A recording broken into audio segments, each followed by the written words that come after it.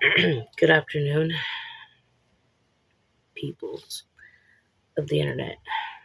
Um, I read a book called The Forgotten Names. It's by Mario Escobar.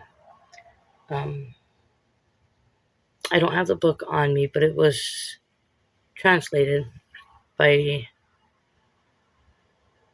another writer or something, translator. I don't remember her name, but if I can think of what her name is, I will put it in the description. Um, it was published last year, is what I found. It didn't give a specific month and day, but it said it was published last year. Um, it's only 337 pages. I actually read this last month, but didn't get around to doing a video.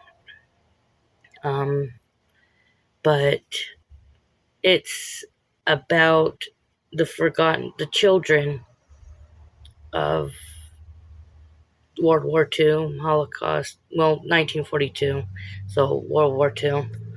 Um, but it talks about a lot of the children and, how their life was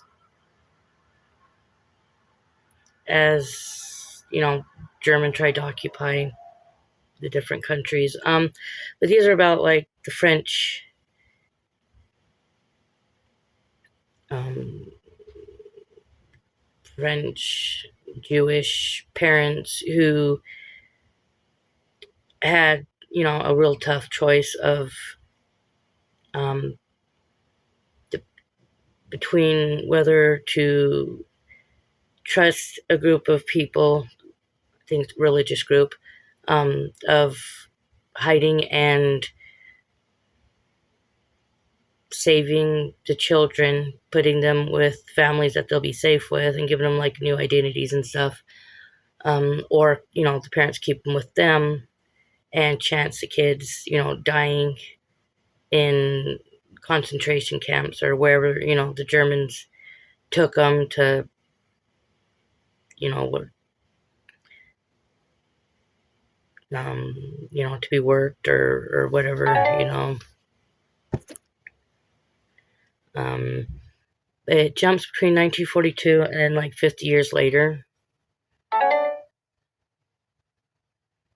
to a girl named Valerie. She researched what happened to there's like 108 children that they saved, relocated, whatever words you want to choose. What happened to them, during and after the war, and them being separated from their parents as a way to try to save them, protect them, but she did that for her essay in one of her college classes. I think would have been like journalism or one of them like classes like that. But it's an interesting read if you like learning, reading about, our history, the past. Yeah,